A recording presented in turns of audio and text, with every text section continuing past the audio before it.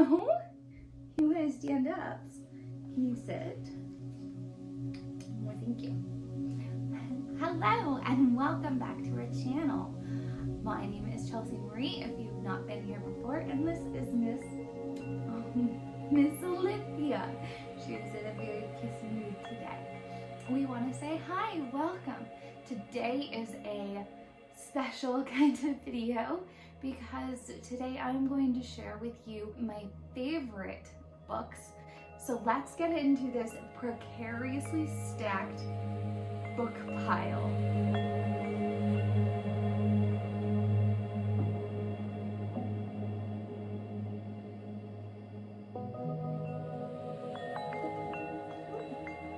And I will start with the first book series that I fell in love with back in grade school. You want to go? Yeah. So the first book series is the Dear America book series. I just randomly picked one that I really enjoyed reading. Started them back in like the 3rd, 4th grade, elementary school. I can't remember which one was the first, though I did know that the Oregon Trail Diary was one of the ones that I had read early on that really got me hooked. I think it is a very easy, good read for, 3rd, 5th grades. I still read them as I find additional books that I don't already have in my collection, but they're very nice from like a child's point of view. Mostly they are from 7, 8-ish years old to early teens in age group. They do cover and focus on a lot of the bigger historical events throughout the world. So they're not just specific to the US, but they have several that are just specific to the US. Next books are, of course, the Harry Potter series. Now I have 2 of them because as they are starting to put out the illustrated versions, I am picking up these because I think that not only are they very well written, they're very well illustrated as well. And it gives a greater option for reading such a long, detailed chapter book to younger children.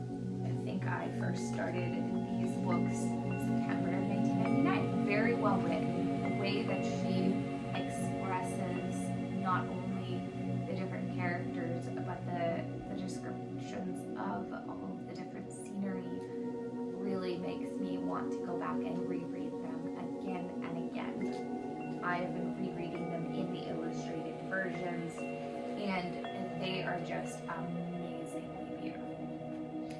Some of these illustrations are breathtaking and really help with, say, some of those younger readers who maybe get a little bit more distracted easily or are not quite at the level of reading a very long paragraph format book.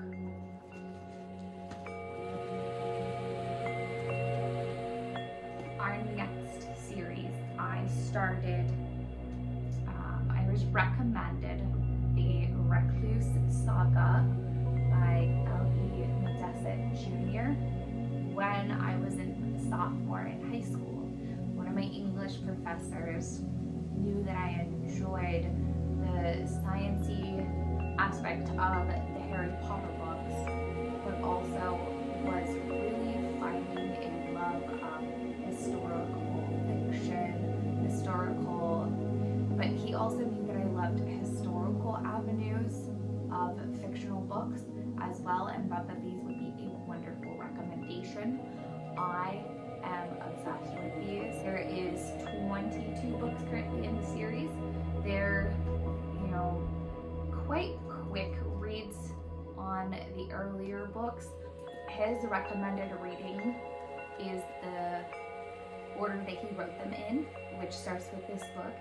I have reordered them into a chronological event order and have gone back through and reread them in that order. And it's very interesting, the different things that you can pick up when you read things in like a chronological order, as opposed to the way that the author's brain has put them out into his mind. Two different ways to read the books, two different ways to gain perspectives.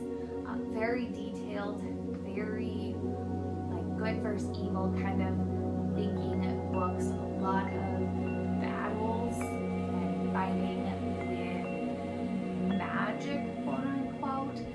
They call it chaos, but the order is use the magic. And some people can leverage both chaos and order to become a like mix of the two, being chaos and order. A wonderful balance. So if you like fantasy, if you like the Harry Potters, but kind of want like more of that historical or a like fighting aspect, these are a really good series.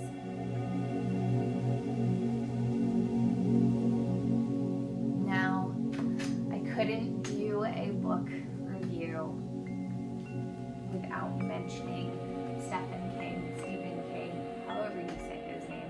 One of the first books that I ever read was his Needful Things.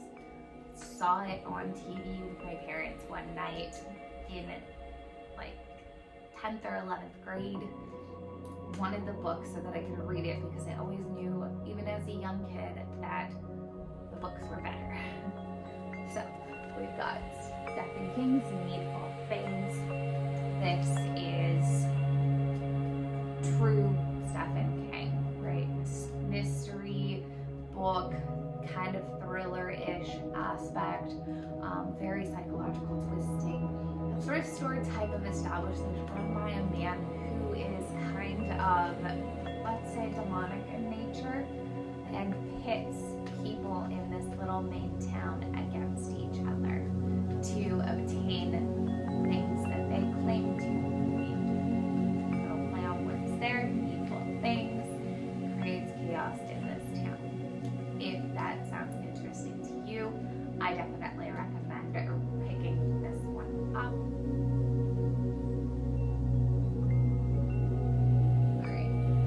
This precarious tower of books is getting shorter and shorter. Now, I'm pulling both of these two books up from Walter Moers because they are both phenomenal reads. The first one that I did pick up was Rumo. I fell in love with this, his style of writing, the character development, the scenery development, just the story progression so much that I went back and got the 13 and a Half Lives of Captain Bluebear. That senior year of high school, maybe freshman year of college, official freshman year of college. But I remember seeing both of them and picking up Rumo, specifically because he looks like a dog. It looks like there's another dog on the cover, and I obviously love dogs. So I did not go with the Bluebear, go with the dogs, and I was definitely not disappointed. One thing that I love about these books is that throughout them, there are little pieces of artwork. You have these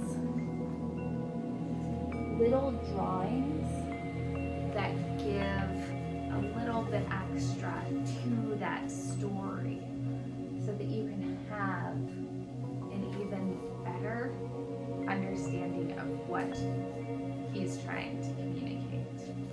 I mean, these are so cute. So, the fact that he can not only write, but draw is amazing. Yes, I was completely sucked into these books. I read these both in like a week. So, definitely recommend picking them up. They are both phenomenal reads, and I really need to check out some more from him. Rumo and his miraculous adventures is essentially just that. It follows this little dog-like creature, Rumo, throughout his life and his adventures. It goes through different challenges and throughout his adventures, and really has a lot of growing to do that you get to see throughout the story. I have a friend who finished the Lord of the Rings series, read this, and was ecstatic that it was very similar in lines and thinking. So if you like the Lord of the Rings series but don't really want to read those books, this may be a good middle piece for you. 13 and a Half Lives of Captain Bluebear. It is said that a Bluebear has 26 lives, and we get to experience 13 and a half of them with him in this book. It is adventurous and fun, entertaining, a definite laugh out loud book. I highly recommend at least one of these if you're going to pick up a Walter Moers. All right, so the next book is a book in one of my favorite romance series. It is a romance slash sci-fi historical avenue series with a lot of god-goddess interaction, supernatural powers. It is definitely a mix of Buffy the Vampire Slayer meets Sex in the City meets WWE wrestlers. All of the men in these series, most of the men in these series are very, very good described male athletic bodies. Some of them remind me or make me think of specific WWE wrestlers, former and current. The romance scenes do get a little detailed, so if you aren't into that, I would definitely recommend staying clear of these. But I do think she does a very good job of bringing the reader into the story and being a part of that actual character. Some of them do get kind of graphic in nature, both romantically as well as violently. There are a couple of books that do turn the tides into an abusive relationship, abusive familiar relationships. So it is one thing to definitely consider before picking these up. But very good reads. I do love this series. I love the way that she writes. And I am starting to branch out into other series by her as well. She does seem to write good versus bad, but just like the Saga of Recluce, there are good on either side of the equation. So not everybody is good, not everybody is bad in a certain class or a certain species. Something to definitely check out, read if you're looking for something that is a little bit more darker romance. All right, we've got two more in this pile and then on to the TBR. So the next one is the Thorn of Glass series. Now this is book 2 in that series.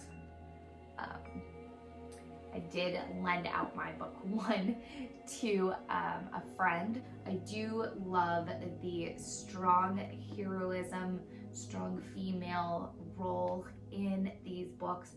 It's definitely a wonderful twist or turn from the Dark Hunter series, where it's usually the male that is the majority of the time. Not all the time, there's a couple where the female is the stronger element, but usually the male is the hero of these stories.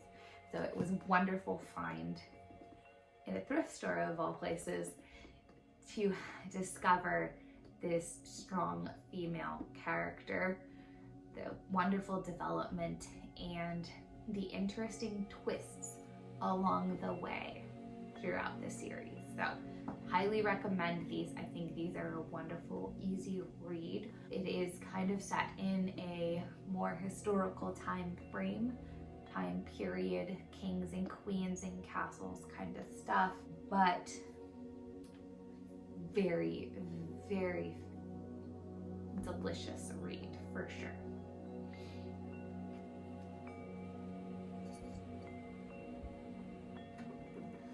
Last but definitely not least is The Merry Queen of Scotland and the Isles by Margaret George. It is a novel, but it does have more of like a historical twist, and it reads almost nonfiction-ish. And I say that because there are a lot of events in here that are very true to the life and times of Mary Queen of Scots. But they do have that embellished fictional aspect to a lot of scenes where the details just of the conversations or the events weren't fully known from histories or documents. I think it's a very good bridge if you want to read and find out more about this queen from long ago. I think it's a very nice bridge between a biography book and a novel, kind of giving the best of both worlds. Though you do need to be careful because there are some things that are, like I said, embellished in here. She also writes an author's note afterwards, though a lot of these events in the book are based on true historical facts, that the events did occur. Some of the dialogue or some of the details and the specifics of that event that aren't well known were made up.